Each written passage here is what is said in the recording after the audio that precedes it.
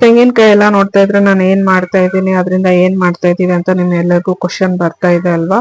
So ನಾವಿಲ್ಲಿ ಕಾಣಿಸ್ತಾ ಇರೋಂತಹ ತೆಂಗಿನಕಾಯಿನ use ಮಾಡ್ಕೊಂಡು ತೆಂಗಿನ ಎಣ್ಣೆ ಮಾಡೋದು ಯಾವ ತರ, ಪ್ಯೂರ್ ಕೊಕೊನಟ್ ಆಯಿಲ್ ಮಾಡೋದು ಯಾವ ತರ ಅನ್ನೋ ಪ್ರೋಸೆಸ್ ನ ನಾವು ಈ ವಿಡಿಯೋದಲ್ಲಿ ತೋರಿಸ್ತಾ ಇದ್ದೀವಿ. ನಿಮ್ಗೆ ಏನಾದ್ರು ಕಂಪ್ಲೀಟ್ ವಿಡಿಯೋ ಬೇಕಂದ್ರೆ ಈ ವಿಡಿಯೋನ ಫಸ್ಟ್ ಇಂದ ಕೊನೆವರೆಗೂ ನೋಡಿ.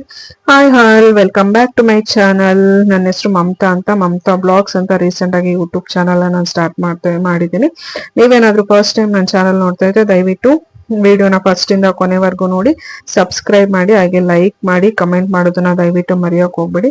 ನೀವು ಕೊಡುವಂತಹ ಒಂದು ಲೈಕ್ ಕಮೆಂಟ್ಸ್ ಇಂದಾನೆ ನಾವಿನ್ನು ಇದೇ ತರ ಅತಿ ಹೆಚ್ಚು ಹೆಚ್ಚು ಇನ್ಫಾರ್ಮೇಟಿವ್ ವಿಡಿಯೋಸ್ ನ ಮಾಡೋದಕ್ಕೆ ಎನ್ಕರೇಜ್ಮೆಂಟ್ ಅಂತಾನೆ ಹೇಳ್ಬೋದು. ಸೊ ನಾನು ಇವತ್ತಿನ ವಿಡಿಯೋದಲ್ಲಿ ಪ್ಯೂರ್ ಆಗಿ ಕೊಕೊನಟ್ ಆಯಿಲ್ ಯಾವ ತರ ಮಾಡೋದು, ನಾವ್ ಯಾವ ಪ್ರೊಸೀಜರ್ ಯೂಸ್ ಮಾಡಿದ್ವಿ ಅನ್ನೋದನ್ನ ನಾನಿಲ್ಲಿ ನಿಮ್ ಜೊತೆ ಶೇರ್ ಮಾಡ್ಕೊಳ್ತಾ ಇದ್ದೀನಿ. ಇದೆಲ್ಲಾನು ನಮ್ದು ಫಾರ್ಮ್ ಇಂದ ತಂದಿರುವಂತಹ ತೆಂಗಿನಕಾಯಿ ಆಗಿರುತ್ತೆ. ಸೊ ನಮ್ಗೆ ನಾವೇನಿಲ್ಲಿ ಅಂಗಡಿಯಲ್ಲಿ ಏನು ತೆಂಗಿನಕಾಯಿನ ಪರ್ಚೇಸ್ ಮಾಡೋದಿಲ್ಲ. ಊರಿಂದ ಬರ್ಬೇಕಾದ್ರೆ ನಮ್ಗೆ ಒಂದೊಂದ್ಸಲ ವಿಸಿಟ್ ಅಲ್ಲೂ ಇಷ್ಟಿಷ್ಟು ಅಂತ ತೆಂಗಿನಕಾಯಿ ತಗೊಂಬಂದ್ ಕೊಡ್ತಾ ಇದ್ರು. ಸೊ ನಾವು ಯೂಸ್ ಮಾಡದೆ ಉಳ್ದಿರೋಂತಹ ತೆಂಗಿನಕಾಯಿನ ಹಾಗೆ ಇಟ್ಟಿದ್ವಿ. ಅದೆಲ್ಲಾನು ಡ್ರೈ ಆಗಿ ಅದೇ ಆಟೋಮೆಟಿಕ್ ಆಗಿ, ಇವಾಗ ಬಿಸಿಲು ಜಾಸ್ತಿ ಇರೋದ್ರಿಂದ ಕೊಬ್ಬರಿ ಆಗಿತ್ತು. ಸೊ ಅದಕ್ಕೋಸ್ಕರ ಅದನ್ನ ಎಷ್ಟು ದಿನ ಇಟ್ಕೊಳ್ಳೋದು, ಹಾಗೆ ಬಿಟ್ರೆ ಒಳಗಡೆ ಕೆಟ್ಟು ಹಾಳಾಗೋಗ್ಬಿಡುತ್ತೆ ಅನ್ನೋ ರೀಸನ್ಗೋಸ್ಕರ ನಾವಿಲ್ಲಿ ತೆಂಗಿನಕಾಯಿ ಎಲ್ಲಾನು ಓಪನ್ ಮಾಡ್ಬಿಟ್ಟು ಅದರಿಂದ ಚೆನ್ನಾಗಿರೋಂತಹ ಕೊಬ್ಬರಿನ ತಗೊಂಡು ನಾವಿಲ್ಲಿ ಕೊಬ್ಬರಿ ಎಣ್ಣೆನ ಮಾಡಿಸ್ಬೇಕು ಅಂತ ಹೇಳ್ಬಿಟ್ಟು ಎಲ್ಲ ರೆಡಿ ಮಾಡ್ಕೊಳ್ತಾ ಇದೀವಿ. ಸೊ ನಾವಿಲ್ಲಿ ಮಾಡಿಸುವಂತಹ ಕೊಬ್ಬರಿ ಎಣ್ಣೆನ ನಾವು ತಲೆಗೂ ಹಚ್ಕೊಳ್ತೀವಿ, ಬಾಡಿಗೂ ಯೂಸ್ ಮಾಡ್ತೀವಿ, ಹಾಗೆ ಕುಕ್ಕಿಂಗ್ ಕೂಡ ಯೂಸ್ ಮಾಡ್ತೀವಿ. ಅಂದ್ರೆ ಕೆಲವು ಐಟಮ್ಸ್ ನ ತೆಂಗಿನ ಎಣ್ಣೆ ಯೂಸ್ ಮಾಡಿ ಮಾಡಿದ್ರೆ ತುಂಬಾನೇ ಚೆನ್ನಾಗಿರುತ್ತೆ. ಇವನ್ ಮೂಲಂಗಿ ಸಾಂಬಾರ್ ಮಾಡ್ಬೇಕಾದ್ರೆ ಮೂಲಂಗಿನ ತೆಂಗಿನ ಎಣ್ಣೆಯಲ್ಲಿ ಫ್ರೈ ಮಾಡಿದ್ರೆ ಅದ್ರದ್ದು ಸ್ಮೆಲ್ ಹೋಗುತ್ತೆ. ಮತ್ತೆ ಆಮ್ಲೆಟ್ಗೆ ನಾವು ಕೊಕೊನಟ್ ಆಯಿಲ್ ಯೂಸ್ ಮಾಡಿದ್ರೆ ಅದ್ರ ಟೇಸ್ಟೇನೆ ಡಿಫ್ರೆಂಟ್ ಆಗಿ ಬರುತ್ತೆ, ತುಂಬಾನೇ ಚೆನ್ನಾಗಿರುತ್ತೆ. ಆತರ ಸಮ್ ಸ್ಪೆಸಿಫಿಕ್ ಡಿಶಸ್ ನ ನಾವು ತೆಂಗಿನ ಎಣ್ಣೆನ ಯೂಸ್ ಮಾಡ್ಬಿಟ್ಟು ಮಾಡ್ತೀವಿ. ಅದಕ್ಕೋಸ್ಕರ ನಮ್ಗೆ ಕೊಟ್ಟಿರೋಂತಹ ತೆಂಗಿನಕಾಯಿ ಯಾವ್ದನ್ನು ನಾವು ವೇಸ್ಟ್ ಮಾಡಲ್ಲ, ಎಷ್ಟು ಬೇಕೋ ಅಷ್ಟನ್ನ ಯೂಸ್ ಮಾಡ್ಕೊಳ್ತೀವಿ. ನಮ್ಗೆ ಯೂಸ್ ಮಾಡ್ಕೊಳಕ್ ಆಗದೆ ಇರೋದನ್ನ ಈ ತರ ಇಟ್ಬಿಟ್ಟು ಅದನ್ನ ಓಪನ್ ಮಾಡಿ ಆಯಿಲ್ ಮಾಡಿಸ್ಕೊತೀವಿ. ಸೊ ಇದೇನಾದ್ರೂ ಸ್ವಲ್ಪ ಹಸಿ ಇತ್ತು ಅಂದ್ರೆ ಏನು ಪ್ರಾಬ್ಲಮ್ ಇಲ್ಲ, ಅದನ್ನ ಒಂದು 2 days ಚೆನ್ನಾಗಿ ಬಿಸಿಲಲ್ಲಿ ಡ್ರೈ ಮಾಡಿದ್ರೆ ಆಟೋಮೆಟಿಕಲಿ ಅದು ಕೊಬ್ಬರಿ ಆಗೋಗ್ಬಿಡುತ್ತೆ.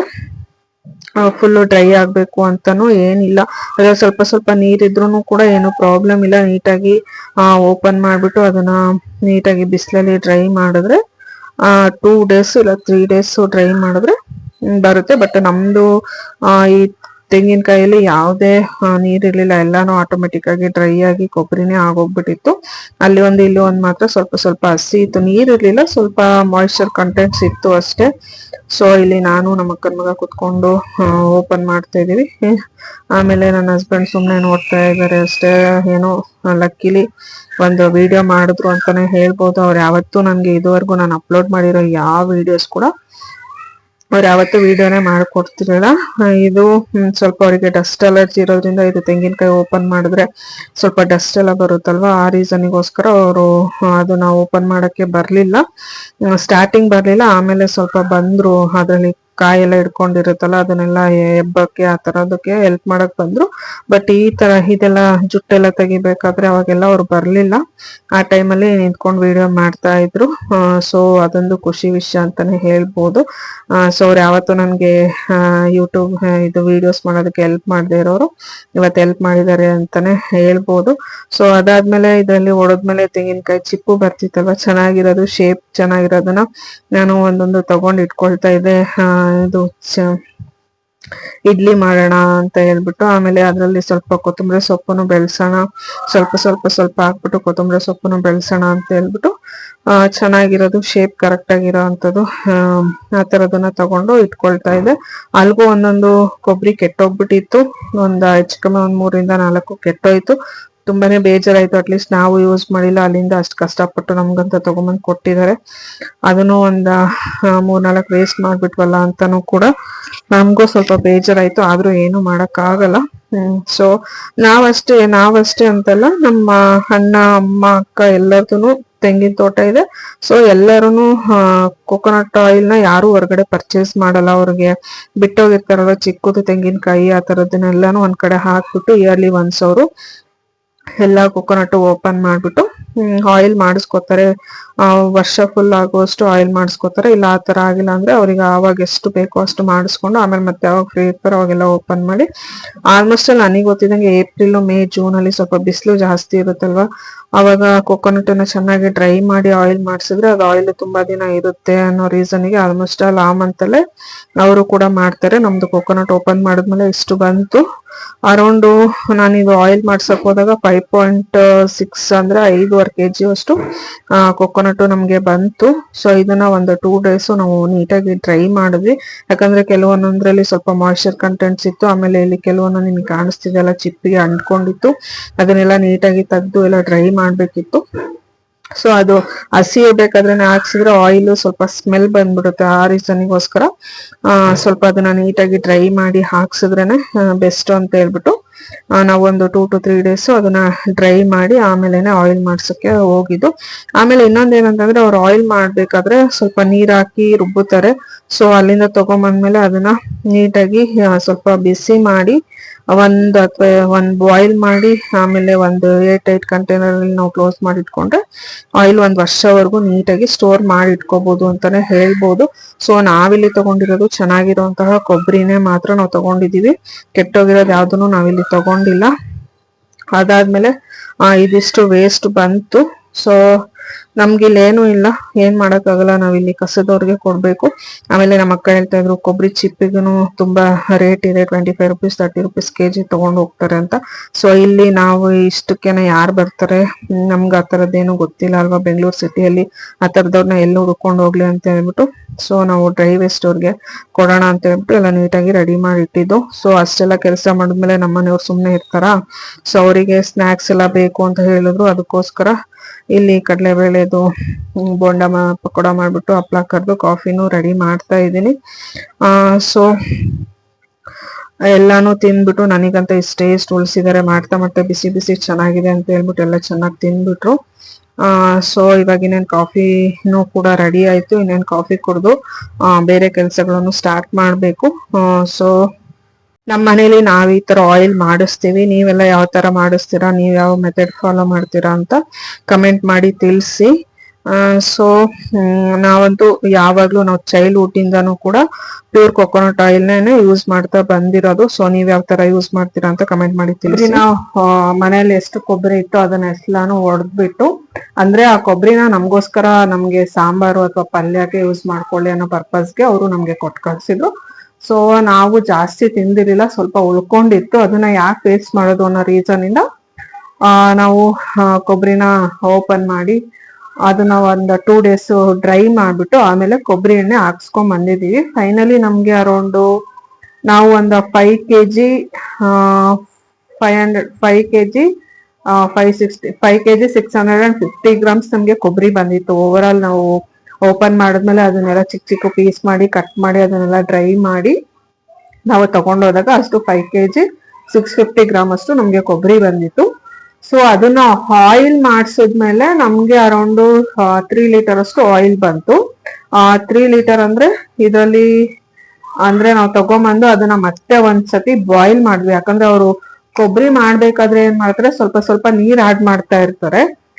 ಸೊ ನಾನು ಫಸ್ಟ್ ಟೈಮ್ ಹೋಗಿ ಎಣ್ಣೆ ಮಾಡ್ಸಿದ್ದು, ಅದಕ್ಕಿಂತ ಮುಂಚೆ ನಮ್ಮಮ್ಮ ಅಥವಾ ನಮ್ಮ ಅಣ್ಣ ಎಲ್ಲ ಮಾಡ್ಸ್ಕೊಂಡ್ ಬರ್ತಿದ್ದು. ನಾನು ಪರ್ಸ್ನಲಿ ಫಸ್ಟ್ ಟೈಮು ನಾನೇ ಹೋಗಿ ಮಾಡ್ಸ್ಕೊಂಡ್ ಬಂದಿದ್ದಂದ್ರೆ ಇವತ್ತನೇ ಮಾಡ್ಸ್ಕೊಂಡ್ ಬಂದಿದ್ದು. ಸೊ ಅದು ಕೊಬ್ಬರಿ ಮಾಡ್ಬೇಕಾದ್ರೆ ಎಣ್ಣೆ ಮಾಡ್ಬೇಕಾದ್ರೆ ಏನಂದ್ರೆ ಸ್ವಲ್ಪ ನೀರ್ ಹಾಕ್ತಾ ಇರ್ತಾರೆ. ಸೊ ಅದನ್ನ ನಾವ್ ಅದೇ ಹಂಗೆ ತಗೊಂಬಂದು ಹಂಗೆ ನಾವು ಯಾವ್ದಾದ್ರು ಒಂದು ಏರ್ ಟೈಟ್ ಕಂಟೈನರ್ ಅಲ್ಲಿ ಕ್ಲೋಸ್ ಮಾಡಿಟ್ರೆ ಸ್ಮೆಲ್ ಬರುತ್ತೆ ಅನ್ನೋ ಒಂದು ರೀಸನ್ಗೋಸ್ಕರ ನಾವು ಹಾಕಿಸ್ಕೊಂಬಂದ್ಮೇಲೆ 1 ದಿನ ಹಾಗೆ ಇಟ್ಟಿದ್ದು. ಅದಾದ್ಮೇಲೆ ಅದು ಕೆಳಗಡೆ ಸ್ವಲ್ಪ ತಳದಲ್ಲಿ ಡಸ್ಟ್ ಎಲ್ಲ ಬಂದಿರುತ್ತೆ, ಸ್ವಲ್ಪ ಕೊಬ್ಬರಿದೆಲ್ಲ ಪೀಸ್ ಎಲ್ಲಾನು ಬಂದಿರುತ್ತೆ. ಸೊ ಅದೆಲ್ಲ ಕೆಳಗಡೆ ಕುತ್ಕೊಳ್ತು. ಅದಾದ್ಮೇಲೆ ಅದನ್ನ ಇನ್ನೊಂದು ಪಾತ್ರೆಗೆ ತೆಗ್ದ್ಬಿಟ್ಟು ಇನ್ನೊಂದು ಕಂಟೈನರ್ಗೆ ತೆಗ್ದ್ಬಿಟ್ಟು ಅದನ್ನ ಬಾಯ್ಲ್ ಮಾಡಿದ್ವಿ. ಒಂದ್ ಸ್ವಲ್ಪ ಬಾಯ್ಲ್ ಮಾಡಿದ್ವಿ, ಒಂದು ಕುದಿ ಬರೋವಷ್ಟು ಬಾಯ್ಲ್ ಮಾಡಿದ್ವಿ, ತುಂಬಾ ಏನಲ್ಲ, ಒಂದು ಕುದಿ ಬರೋವಷ್ಟು ನಾವು ಬಾಯ್ಲ್ ಮಾಡಿದ್ವಿ.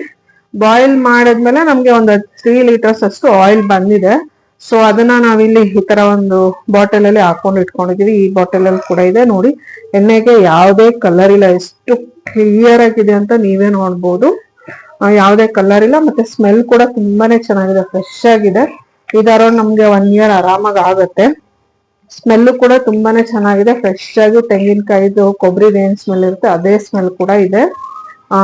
ಇದು ಕೂಡ ಇಷ್ಟು 2 ಲೀಟರ್ಸ್. ಅದಾದ್ಮೇಲೆ ಇದು ನಾವು ಡೈಲಿ ಯೂಸ್ ಮಾಡೋದಕ್ಕಂತ ಈ ತರ ಚಿಕ್ಕದೊಂದು ಬಾಟಲ್ಗೆ ಹಾಕಿಟ್ಕೊಂಡಿದ್ವಿ. ಈ ಎಣ್ಣೆನು ನೀವು ನೋಡ್ತಾ ಇರ್ಬೋದು, ಇದು ನೀರ್ ತರನೇ ಇದೆ. ಆಮೇಲೆ ಇದು ಕೂಡ ತುಂಬಾನೇ ಸ್ಮೆಲ್ ಎಲ್ಲ ತುಂಬಾನೇ ಚೆನ್ನಾಗಿದೆ, ಯಾಕಂದ್ರೆ ನಾವು ಕಾಯಿಸಿ ಸ್ವಲ್ಪ ಕುದಿಸಿ ಕಾಯಿಸಿಟ್ಟಿರೋದ್ರಿಂದ ಅದು ತುಂಬಾ ದಿನ ಇಡ್ಬೋದು. 1 ವರ್ಷ ಆರಾಮಾಗಿ ನಾವು ಯೂಸ್ ಮಾಡ್ಕೋಬಹುದು. ಇದನ್ನ ಕುಕ್ಕಿಂಗು ಕೂಡ ಯೂಸ್ ಮಾಡ್ಕೋಬಹುದು, ತಲೆಗೆ ಹಚ್ಕೊಳ್ಳೋದಕ್ಕೂ ಕೂಡ ಯೂಸ್ ಮಾಡ್ಕೋಬಹುದು. ನನಗ್ ಗೊತ್ತಿದ್ದಂಗೆ, ನನಗ್ ಬುದ್ಧಿ ಬಂದಾಗಿಂದಾನು ನಮ್ಮ ಮನೆಯಲ್ಲಿ ಚಿಕ್ಕ ವಯಸ್ಸಿಂದಾನು ಕೊಬ್ಬರಿ ಎಣ್ಣೆ ನಾವ್ ಯಾವತ್ತೂ ಅಂಗಡಿಯಿಂದ ತಂದಿರೋದು ನಮಗ್ ನೆನಪೇ ಇಲ್ಲ ಅಂತಾನೆ ಹೇಳ್ಬೋದು.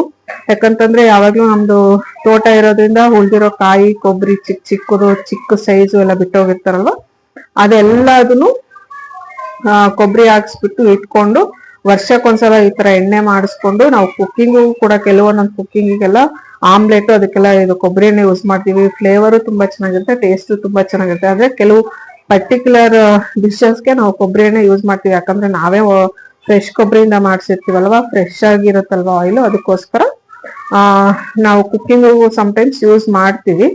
ಅದಾದ್ಮೇಲೆ ಇನ್ನ ಸ್ವಲ್ಪ ಉಳ್ದಿರೋ ಎಣ್ಣೆನ ಇದರಲ್ಲಿ ಹಾಕಿಟ್ಟಿದ್ದೀರಿ. ಯಾಕೆ ಅಂತಂದ್ರೆ ನೀವು ನೋಡ್ತಾ ಇರ್ಬೋದು ಕೆಳಗಡೆ ತಳದಲ್ಲಿ ಇದು ಸ್ವಲ್ಪ ಡಸ್ಟ್ ಐಟಮ್ಸ್ ಎಲ್ಲ ನಾವು ಅಷ್ಟು ಒಂದು ನೈಟ್ ಫುಲ್ ಹಾಕಿಸ್ಕೊಂಬಂದಿದ್ ನೈಟ್ ಒಂದು ಪಾತ್ರೆಯಲ್ಲಿ ಕಂಟೈನರ್ ಅಲ್ಲಿ ಇಟ್ಬಿಟ್ಟು ನೆಕ್ಸ್ಟ್ ಡೇ ಇನ್ನೊಂದಕ್ಕೆ ಟ್ರಾನ್ಸ್ಫರ್ ಮಾಡಿ ಒಂದು ಬಾಯ್ಲ್ ಮಾಡಿದ್ರು ನಮ್ಗಿಷ್ಟು ತಳದಲ್ಲಿ ವೇಸ್ಟ್ ಕುತ್ಕೊಂಡಿದೆ. ಸೊ ಅದಕ್ಕೆ ಇದನ್ನ ಏನ್ ಮಾಡ್ತೀವಿ ಅಂದ್ರೆ ಈ ಎಣ್ಣೆನ, ಇದು ಫ್ರೆಶ್ ಎಣ್ಣೆನೆ, ಮೇಲ್ಗಡೆ ಏನಿರುತ್ತೆ ಇದನ್ನ ನಮ್ಗೆ ಬೇಕಂತಂದ್ರೆ ತಲೆಗೆ ಹಚ್ಕೊಳಕ್ಕೆ ಯೂಸ್ ಮಾಡ್ಕೊಳ್ತೀವಿ. ಇಲ್ಲ ನಮಗೆ ಆತರ ಮಾಡಕ್ ಇಷ್ಟ ಇಲ್ಲ ಅಂತಂದ್ರೆ ದೀಪಕ್ಕೆ ಹಾಕ್ಬಿಟ್ಟು ಇದನ್ನ ಖಾಲಿ ಮಾಡ್ಬಿಡ್ತೀವಿ. ಫಸ್ಟ್ ಆ ಎಣ್ಣೆ ಎಲ್ಲ ಖಾಲಿ ಆಗೋಕ್ಕಿಂತ ಮುಂಚೆ ಈ ಎಣ್ಣೆನೆ ನಾವು ಫಸ್ಟ್ ಖಾಲಿ ಮಾಡೋದು. ಬೇಕಂತಂದ್ರೆ ಇದನ್ನ ಸ್ವಲ್ಪ ಬೌಲಿಗೆ ಹಾಕೊಂಡು ಬಿಸಿ ಮಾಡ್ಬಿಟ್ಟು ತಲೆಗೆ ಹಚ್ಕೊಳ್ತೀವಿ. ಇಲ್ಲ ನಮ್ಗೆ ಆತರ ಯೂಸ್ ಮಾಡಕ್ ಇಷ್ಟ ಇಲ್ಲ, ಬೇಡ ಅಂತ ನಮಗ್ ಅನ್ಸಿದ್ರೆ ಈ ಎಣ್ಣೆ ಫುಲ್ ದೀಪಕ್ಕೆ ಹಾಕಿ ಫುಲ್ ಕ್ಲೋಸ್, ಫಸ್ಟ್ ಇದನ್ನ ನಾವು ಖಾಲಿ ಮಾಡೋದು. ಅದಕ್ಕೋಸ್ಕರ ನಾನು ಇನ್ನೊಂದು ಬಾಟ್ಲಿಗೆ ಹಾಕಿಟ್ಕೊಂಡಿರೋದು. ಈ ಪ್ರೊಸೀಜರ್ ನಾನ್ ಮಾಡ್ತಾ ಇಲ್ಲ, ನಮ್ಮಮ್ಮ ಫಸ್ಟ್ ಇಂದಾನು ನಮ್ ಕಣ್ಮುಂದೆನೆ ಮಾಡ್ತಾ ಇದ್ರು. ಸೊ ಈ ಸಲ ನಾನ್ ಮಾಡ್ತಾ ಇರೋದ್ರಿಂದ ಈ ಸಲ ನಾನು ಅದೇ ಮೆಥಡ್ ನಾನು ಈ ಸಲ ಫಾಲೋ ಮಾಡಿದ್ದೆ. ನೀವು ನೋಡ್ತಾ ಇರ್ಬೋದು ಕೆಳಗಡೆ ಬ್ಲ್ಯಾಕ್ ಆಗಿ ಕೂತಿದೆ. ನಾವ್ ಎಷ್ಟೇ ಕ್ಲೀನ್ ಆಗಿ ಎಷ್ಟೇ ಇದು ಮಾಡಿದ್ರು ಇಷ್ಟು ಬಂದೇ ಬರುತ್ತೆ. ಕೊಬ್ಬರಿ ಎಣ್ಣೆ ಮಾಡಿಸ್ತಿರೋರ್ಗೆ ಎಲ್ಲರಿಗೂ ಐಡಿಯಾ ಇರುತ್ತೆ, ಈ ತರ ಬಂದೇ ಬರುತ್ತೆ. ಮಾಡ್ಸಿರೋರಿಗೆ ಗೊತ್ತಿರುತ್ತೆ. ಸೊ ಮಾಡಿಸ್ತಿರೋರ್ಗೆ ಏನಪ್ಪಾ ಅಂತ ಅನ್ಸ್ಬೋದು, ಬಟ್ ಮಾಡ್ಸೋರಿಗೆ ಇದೆಲ್ಲ ಗೊತ್ತಿರುತ್ತೆ. ನೀವೇನಾದ್ರೂ ಕೊಬ್ಬರಿ ಎಣ್ಣೆ ಮಾಡಿಸ್ತಿದ್ರೆ ಈ ತರ ಫುಲ್ ಡಸ್ಟ್ ಬಂದಿರೋದನ್ನ ಯಾವ್ದನ್ನು ವೇಸ್ಟ್ ಮಾಡಕ್ ಹೋಗ್ಬೇಡಿ. ದೀಪಕ್ಕೆ ಹಾಕಿ ಉಡಿಸ್ಬೋದಲ್ಲ, ಅದೇನ್ ವೇಸ್ಟ್ ಆಗಲ್ಲ. ಅಟ್ಲೀಸ್ಟ್ ಇಷ್ಟು ಆಯಿಲ್ ಅಲ್ಲಿ ನಾವೊಂದ 1 ವೀಕ್ ಆರಾಮಾಗಿ ದೀಪ ರನ್ ಮಾಡ್ಬೋದು. ಸೊ ಅದನ್ನ ಯಾಕೆ ವೇಸ್ಟ್ ಮಾಡ್ಬೇಕು ಅನ್ನೋ ಪರ್ಪಸ್ಗೆ ನಾವು ಈ ತರ 3 ಬಾಟಲ್ ಅಲ್ಲಿ ಹಾಕಿಟ್ಟಿದೀನಿ. ಸೊ ಫಸ್ಟ್ ನಾವು ಈಗ ರೆಗ್ಯುಲರ್ ಆಗಿ ನಾರ್ಮಲ್ ಆಗಿ ಇದನ್ನ ಯೂಸ್ ಮಾಡ್ತಾ ಇದೀವಿ ಎಣ್ಣೆ. ಸೊ ಇದು ಖಾಲಿ ಆದ್ಮೇಲೆ ಇದನ್ನ ಯೂಸ್ ಮಾಡ್ತೀವಿ, ಇಲ್ಲಾಂದ್ರೆ ಇದರಿಂದ ಇದಕ್ಕೆ ಆಫ್ ಹಾಕೊಂಡು ಯೂಸ್ ಮಾಡ್ಕೊಳ್ತೀವಿ. ಇಲ್ಲ ಇದು ಸ್ವಲ್ಪ ಎತ್ತಳದು ಎಲ್ಲ ವೆಯ್ಟ್ ಆಗುತ್ತಲ್ವಾ, ಅದಕ್ಕೋಸ್ಕರ ಅದರಿಂದ ಇದು ಟ್ರಾನ್ಸ್ಫರ್ ಮಾಡ್ಕೊಂಡು ಕೂಡ ಯೂಸ್ ಮಾಡ್ತೀವಿ.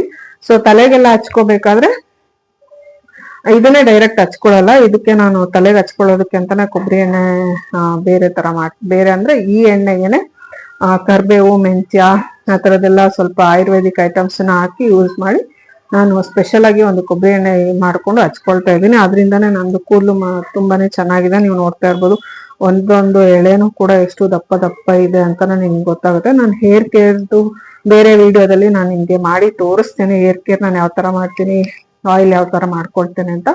ಆಮೇಲೆ ನಿಮ್ಗೆ ಏನಾದ್ರು ಆಯಿಲ್ ಬೇಕು ಅಂತಿದ್ರೆ ನಾನು ಆಯಿಲ್ ಕೂಡ ಸೇಲ್ಸ್ ಮಾಡ್ತಾ ಇದ್ದೀನಿ, ಏರ್ ಆಯಿಲ್. ಸ್ಕ್ರೀನ್ ಮೇಲೆ ನಾನು ನಂಬರ್ ಕೊಟ್ಟಿರ್ತೀನಿ, ಆ ನಂಬರ್ಗೆ ನೀವು ಕಾಂಟ್ಯಾಕ್ಟ್ ಮಾಡಿ ವಾಟ್ಸಪ್ ಮಾಡಿ. ದಯವಿಟ್ಟು ಯಾರು ಕಾಲ್ ಮಾಡಕ್ ಹೋಗ್ಬೇಡಿ, ವಾಟ್ಸಪ್ ಮಾಡಿ. ನಾನು ವಾಟ್ಸಪ್ ಅಲ್ಲೇ ಎಲ್ಲ ರಿಪ್ಲೈ ಮಾಡ್ತೀನಿ. ನಿಮ್ಗೆ ಏನಾದ್ರು ಇಂಟ್ರೆಸ್ಟ್ ಇದು, ನಿಮ್ಗೆ ಏನಾದ್ರು ಆಯಿಲ್ ಬೇಕು, ಏರ್ ಆಯಿಲ್ ಬೇಕು ಅಂದ್ರೆ ಈ ಕೊಬ್ಬರಿ ಎಣ್ಣೆ ನಾವು ಸೇಲ್ಸ್ ಮಾಡಲ್ಲ. ಏರ್ ಆಯಿಲ್ ಅದು ಬೇರೆ ಪ್ರೊಸೀಜರ್ ಇದೆ, ಅದನ್ನ ಮಾಡ್ಬಿಟ್ಟು ಸೇಲ್ಸ್ ಮಾಡ್ತಾ ಇವಾಗ್ಲೂ ಅಟ್ ಪ್ರೆಸೆಂಟ್ಲಿ ನನ್ನ ಫ್ರೆಂಡ್ ಸರ್ಕಲ್ ಅಲ್ಲಿ ಯಾರು ಕೇಳ್ತಾರೋ ಅವರಿಗೆಲ್ಲ ಕೊಡ್ತಾ ಇದ್ದೀನಿ. ನಿಮ್ಗೂ ಬೇಕು ಅವಶ್ಯಕತೆ ಇದೆ ಅಂತಂದ್ರೆ ನನಗೆ ಮೆಸೇಜ್ ಮಾಡಿ, ನಾನು ಪ್ರೈಸ್ ಡೀಟೇಲ್ಸ್ ಎಲ್ಲ ಕಳಿಸ್ತೇನೆ. ನೀವು ಪೇಮೆಂಟ್ ಮಾಡಿದ್ಮೇಲೆನೆ ನಾನು ಡಿಸ್ಪ್ಯಾಚ್ ಮಾಡಕ್ಕಾಗುತ್ತೆ. ಸೊ ನಿಮಗೆ ನಂಬಿಕೆ ಇದ್ರೆ ಆರ್ಡರ್ ಮಾಡ್ಕೊಳ್ಳಿ, ಇಲ್ಲ ಅಂತಂದ್ರೆ ಬೇಡ. ನೀವೇನ್ ಯೂಸ್ ಮಾಡ್ತಿದ್ದೀರಾ ಅದನ್ನ ಯೂಸ್ ಮಾಡ್ಕೊಳ್ಳಿ. ಸೊ ಏನು ಬಲವಂತ ಆಗ್ಲಿ ಫೋರ್ಸ್ ಆಗ್ಲಿ ನಾನು ಏನು ಮಾಡ್ತಾ ಇಲ್ಲ. ಸೊ ಐ ಹೋಪ್ ನಿಮ್ಮೆಲ್ರಿಗೂ ವಿಡಿಯೋ ಇಷ್ಟ ಆಗಿರುತ್ತೆ ಅಂತ ನಾನು ಭಾವಿಸ್ತಾ ಇದ್ದೀನಿ. ಹಾಗೆ ಈ ವಿಡಿಯೋನ ಫಸ್ಟ್ ಇಂದ ಕೊನೆವರೆಗೂ ನೋಡಿ, ಸಬ್ಸ್ಕ್ರೈಬ್ ಮಾಡಿ, ಲೈಕ್ ಮಾಡಿ, ಹಾಗೆ ಕಮೆಂಟ್ ಮಾಡೋದನ್ನ ಮರಿಬೇಡಿ. ನೀವು ಕೊಡೋ ಒಂದು ಲೈಕ್ ಕಮೆಂಟ್ಸ್ ಇಂದಾನೆ ನಾವಿನ್ನೂ ಇದೇ ತರ ಅತಿ ಹೆಚ್ಚು ಇನ್ಫಾರ್ಮೇಟಿವ್ ವಿಡಿಯೋಸ್ ಮಾಡೋದಕ್ಕೆ ಎನ್ಕರೇಜ್ಮೆಂಟ್ ಅಂತಾನೆ ಹೇಳ್ಬೋದು. ಐ ಹೋಪ್ ನಿಮ್ಮೆಲ್ರಿಗೂ ವಿಡಿಯೋ ಇಷ್ಟ ಆಗಿರುತ್ತೆ ಅಂತ ನಾನು ಭಾವಿಸ್ತೇನೆ. Thanks for watching. See you in the next vlog. ಧನ್ಯವಾದಗಳು.